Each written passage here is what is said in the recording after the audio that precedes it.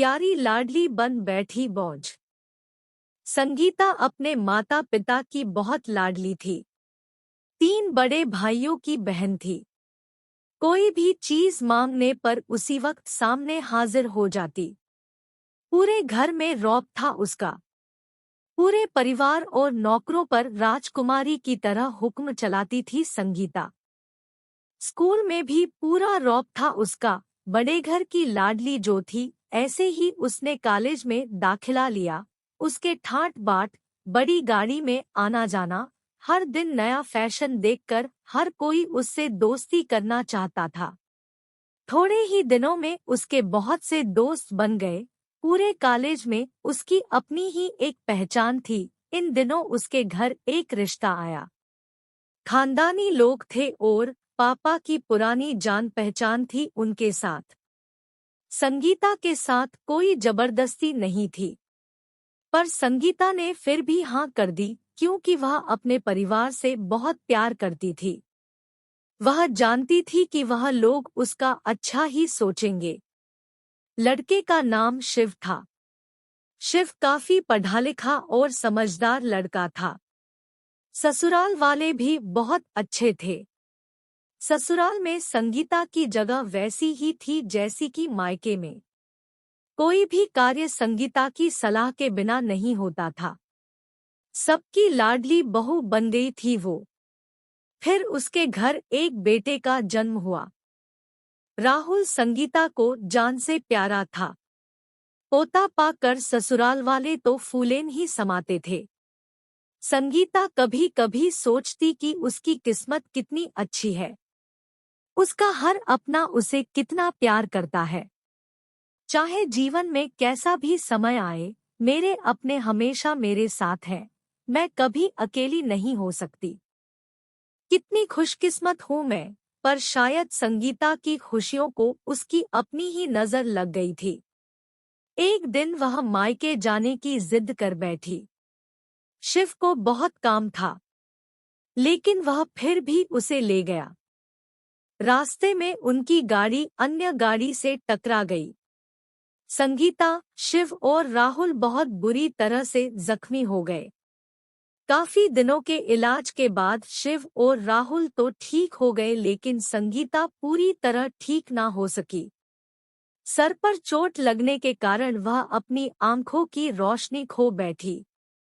अब संगीता की किस्मत जैसे उल्टे पांव चलने लगी। मायके वाले कुछ दिनों तक उसे मिलने आते रहे।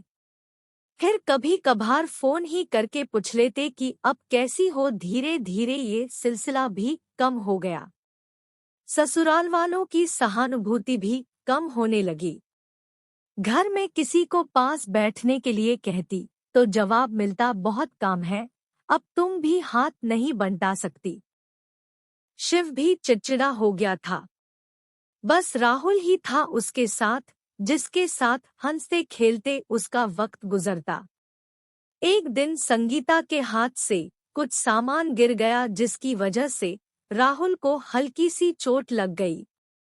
संगीता के सास-ससुर ने राहुल को उससे अलग कर दिया कि कहीं उसके ना देखने की वजह से बच्चे का कोई नुकसान ना हो जाए। संगीता अंदर से टूट चुकी थी। एक दिन उसने सबके सामने मायके जाने की इच्छा रखी तो शिव उसे तुरंत मायके छोड़ आया, जैसे कि वह भी यही चाहता था। लेकिन राहुल को उसके साथ नहीं भेजा गया। संगीता कभी राहुल से दूर नहीं रही थी, पर अपनी कमी कारण उसने ज्यादा बहस नहीं की। संगीता को लगा कि वह 3-4 दिन वहां रहेगी तो थोड़ा हवा पानी बदल जाएगा, क्योंकि वह कितने दिनों से कहीं भी बाहर नहीं गई थी। घरवाले भी इतने दिनों बाद उसे देखकर कितने खुश होंगे। संगीता के घर पहुंचने पर सब लोग बहुत खुश हुए। खाने में सब कुछ संगीता की पसंद का ही बना था। उसने अपने मम्मी पापा और भाई भाभीयों से दिल खोलकर बातें की। उनके छोटे छोटे बच्चे भी बुआ के साथ घुल मिल गए थे। रात को सोने के वक्त जब वह कपड़े बदलने लगी तो उसे पता चला कि उसका बैग तो बहुत भरा हुआ था। वह सब समझ गई। वह बहुत उदास हो गई। कुछ दिनों तक तो सब ठीक रहा, फिर जैसे सब बदलने लगा। सबका व्यवहार बदल रहा था। वह लोग जैसे थक चुके थे उससे। सब लोग घुमा फिरा कर पूछने लगे कि शिव कब आ रहा है, उसे ले जाने। वह बहाना बना देती, जबकि वह जानती थी कि उस घर में अब उसके लिए कोई जगह नहीं। संगीता से चलते वक्त कुछ ना कुछ नुकसान हो जाता। थोड़ी बहुत टोकाटाकी उसे सुनाई देती, वह टाल देती। एक दिन उसके हाथ से लगकर एक कीमती फूलदान टूट गया। छोटी भाभी ने बहुत हंगामा मचाया।